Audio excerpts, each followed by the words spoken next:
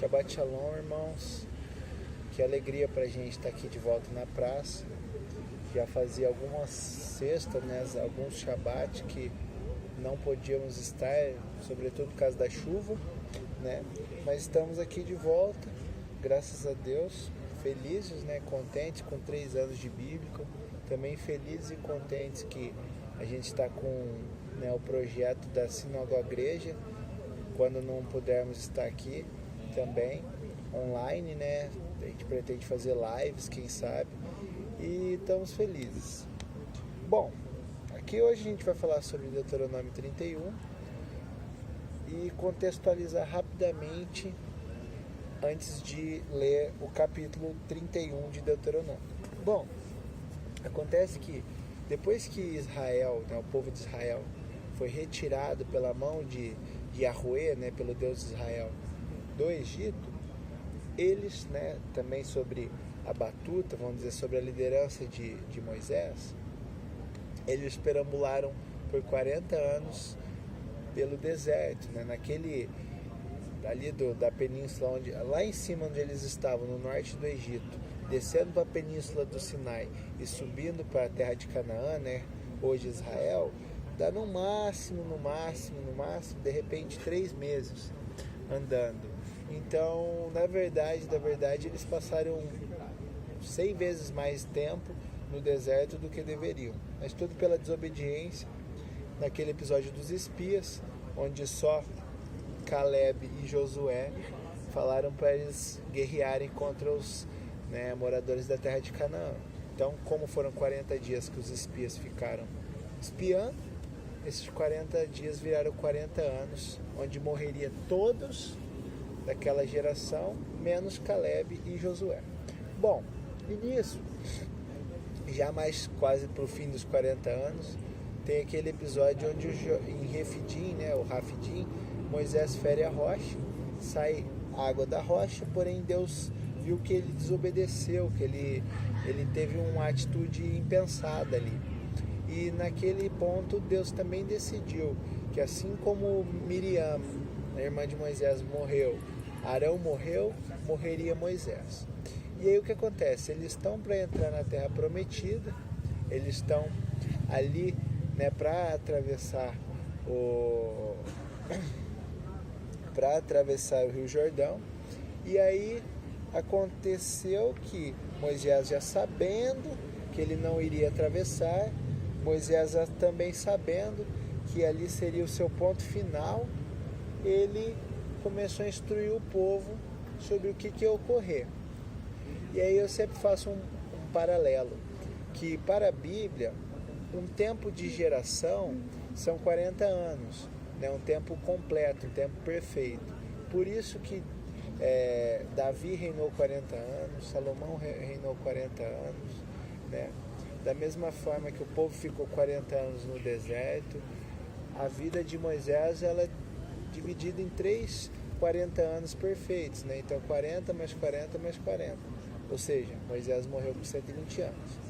Bom, vamos à leitura então, para que a gente entenda mais algumas coisas conforme a leitura bíblica já nos mostra. Deuteronômio 31, a partir do 1, diz assim: prosseguindo Moisés, falou ainda estas palavras a todo Israel, dizendo-lhes: 120 anos tenho eu hoje, já não posso mais sair e entrar, e o Senhor me disse: não passarás este Jordão. Essa expressão, sair e entrar, quer dizer comandar, ir à frente, né, quando vai a guerra, e também, né, tomar a frente quando for entrar vitorioso, né? Então ele entra primeiro tanto para a guerra quanto para a paz. Essa expressão é uma expressão oriental antiga que nada mais quer dizer de que ele não podia mais liderar, ele não estava mais apto, né, pelo motivo da idade, né, e já da fraqueza do corpo liderar, e também, né, do pecado que ele havia cometido em Refidim. 3. O Senhor teu Deus passará adiante de ti, ele destruirá estas nações de diante de ti, para que as possuas. Josué adiante de ti, como o Senhor disse, né? Ele passará adiante de ti.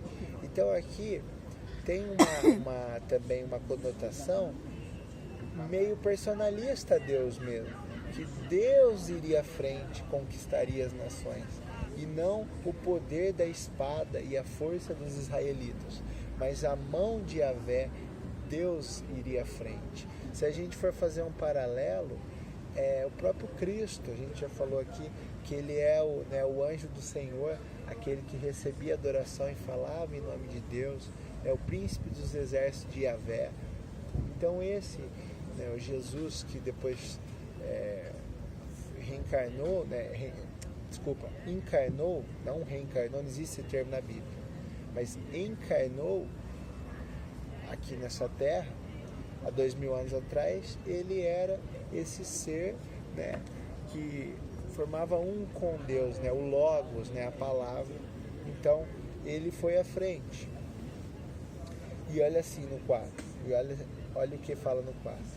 E o Senhor lhes fala, como fez a Sião e a Og, rei dos amorreus, e a sua terra aos quais destruiu, né? Esse episódio contado um pouco antes. Quando, pois, o Senhor vô-los entregar, fareis com eles conforme todo o mandamento que vos tenho ordenado, desde o Sinai ou do Horebe.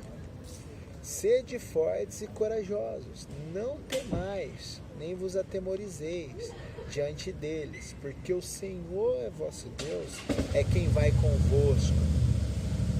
Não vos deixará, nem vos desamparará. Então chamou Moisés a Josué e lhe disse, à vista de todo Israel, sê forte e corajoso, porque tu entrarás com este povo na terra que o Senhor com juramento prometeu a teus pais. Lhes daria, e tu os farás herdá-la. Então, da mesma forma que ele falou para ser forte e corajoso o povo, ele falou para Josué, né? Moisés falando para Josué. 8. O Senhor, pois, é aquele que vai adiante de ti. Ele será contigo, não te deixará nem te desamparará. Não temas nem te espantes. Uma repetição por 3 vezes. É uma linguagem semítica, né? Do próprio hebraico, que é uma afirmação absoluta. Quando Pedro nega Cristo por 3 vezes, é uma negação tão forte, marcante, que quer dizer assim, realmente eu neguei porque eu queria negar.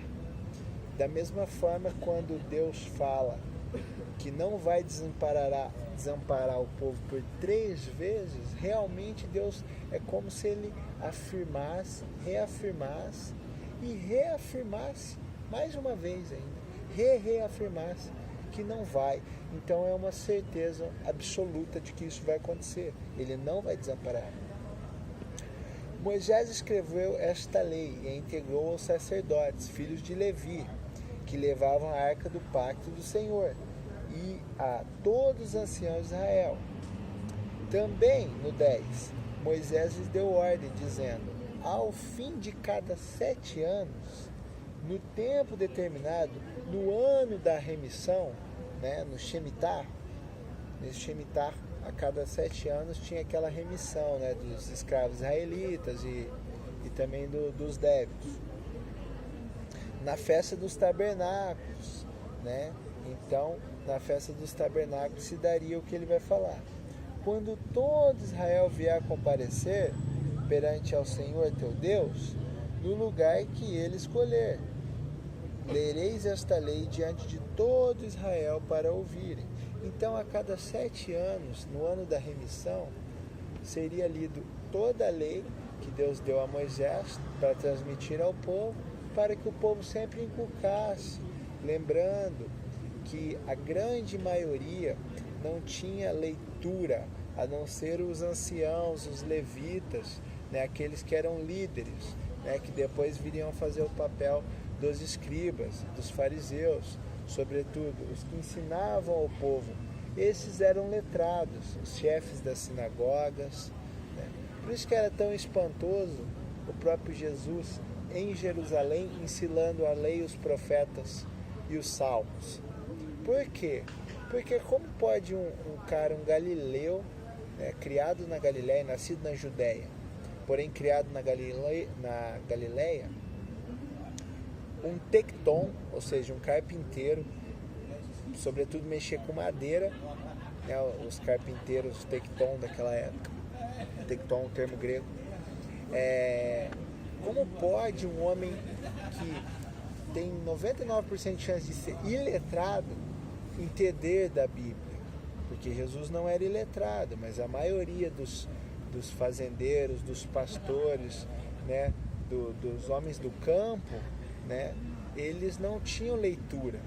Então, por isso, a cada 7 anos, viria a ser lido a lei a eles, para que eles sempre cumprissem pela tradição oral, né, como muitos deles não entendiam, eles precisavam ter uma instrução oral. E aquilo eles vão inculcando, até que gradativamente o povo foi começando, mais gente a aprender. A grande maioria ainda era analfabeta, mas com certeza mais gente sabia ler na época de Jesus do que na época de Moisés.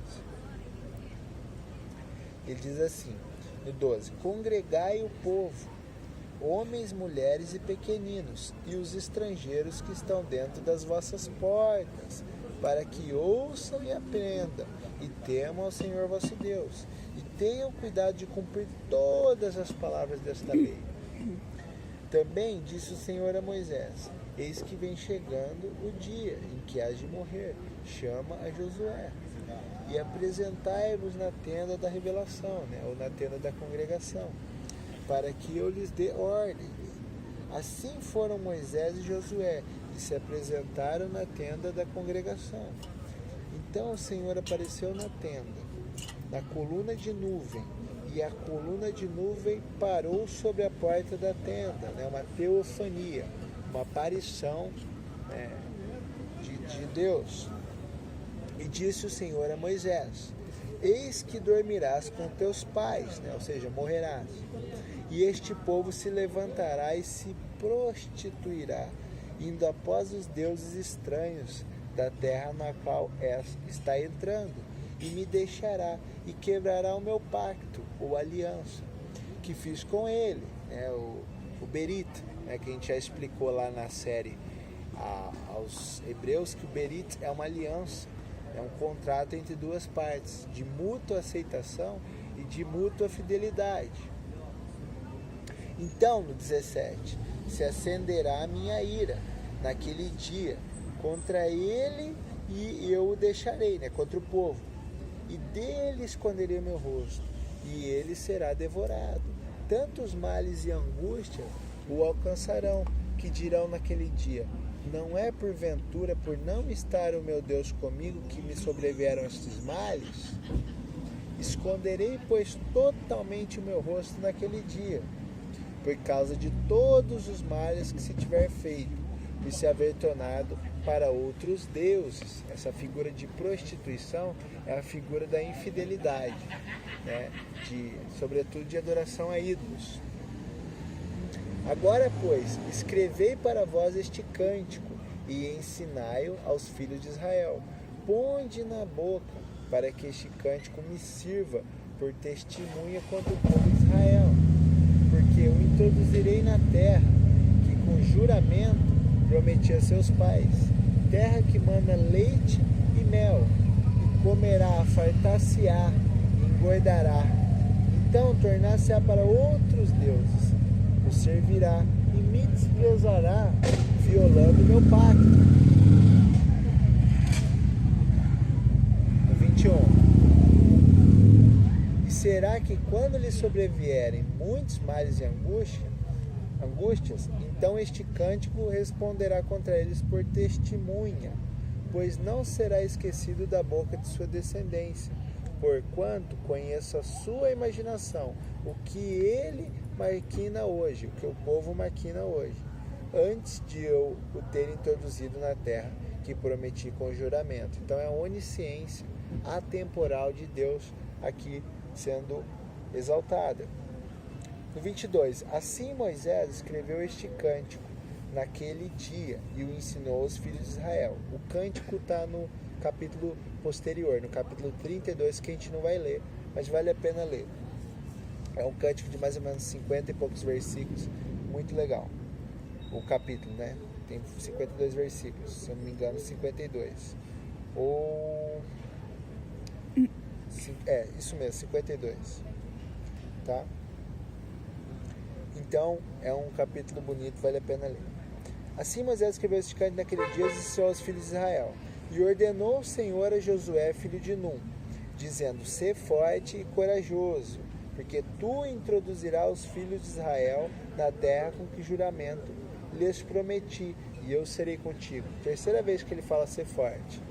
Então aí, de novo, né? Uma afirmação absoluta.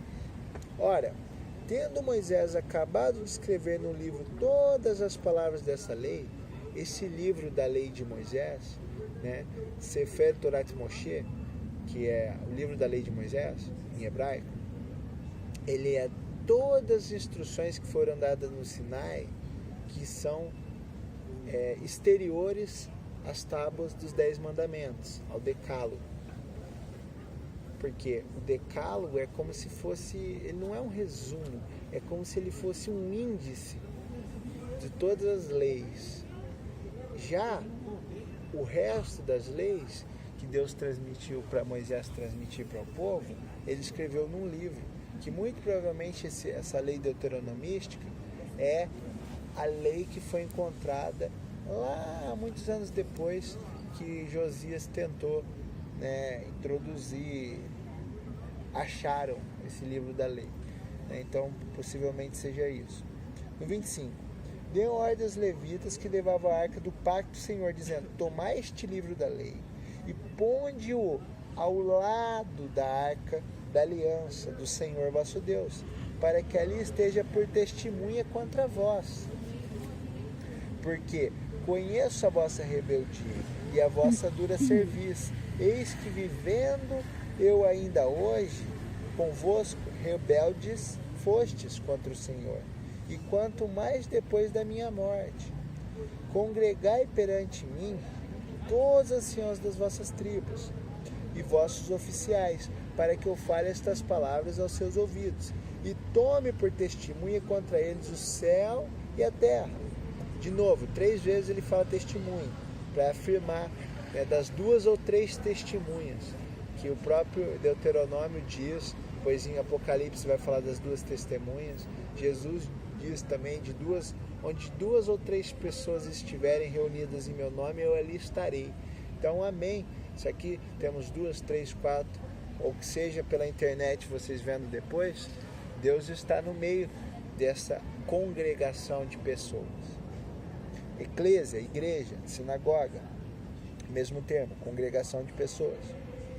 Porque eu sei, Moisés falando, que depois da minha morte, certamente vos corrompereis, e vós desviareis do caminho que vos ordenei. Então este mal vos sobrevirá nos últimos dias, quando fizerdes o que é mal aos olhos do Senhor, para provocar a ira com a obra das vossas mãos.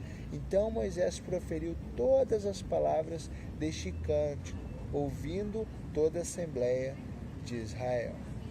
Então, amados, aqui, quando Moisés pede para colocar esse livro da lei da parte de fora da arca, porque dentro da arca tinha o decálogo, e da parte de fora, o que quer dizer isso? Não quer dizer nada mais do que dentro tinha o que era mais sagrado e básico, basilar. E fora tinha todas as outras, né, mishpatim, edut, todas as leis, os julgamentos, né, e as ordenanças. Então, tudo isso que foi instruído para o povo é eterno, não se perde o valor. Por mais que o mandamento ele seja, não digo adaptável, mas, por exemplo, no livro de Deuteronômio fala de quando eles saíam no acampamento, eles levavam uma pá para quando cavava, fazia necessidade, né, física, né, cocô, e cavava de novo porque o acampamento era santo. Isso nada mais traz para a gente uma lição que é eterna, porque a gente não anda com paz mais. Mas o mandamento, ele tem uma lição eterna. Por isso que as coisas de Deus são eternas, porque o mandamento traz uma lição eterna. Sobretudo que Cristo internalizou todos os mandamentos, não mudando nenhum, mas internalizando o que eram as coisas exteriores, usar orla, né, o que é o tzitzit, as cordinhas que os fariseus alongavam, né,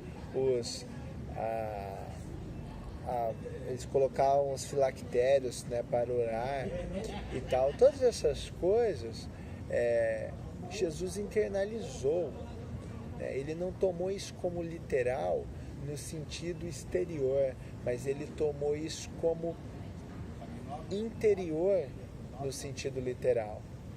Ou seja, como Deuteronômio 6:5, 4, 5, 6, o Shema Israel, que é a oração mais assim sagrada do judaísmo, que já era proferida na época de Cristo, essa oração ela está internalizada em amar a Deus e ao próximo.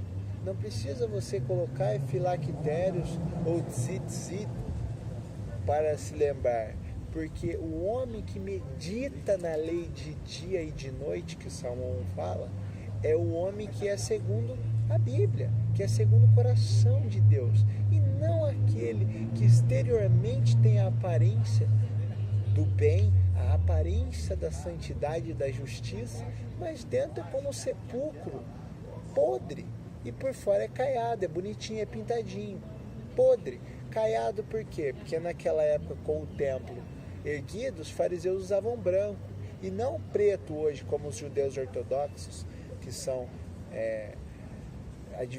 advieram da seita farisaica, usam preto por luta ao templo, mas eles usavam branco, por isso esse termo.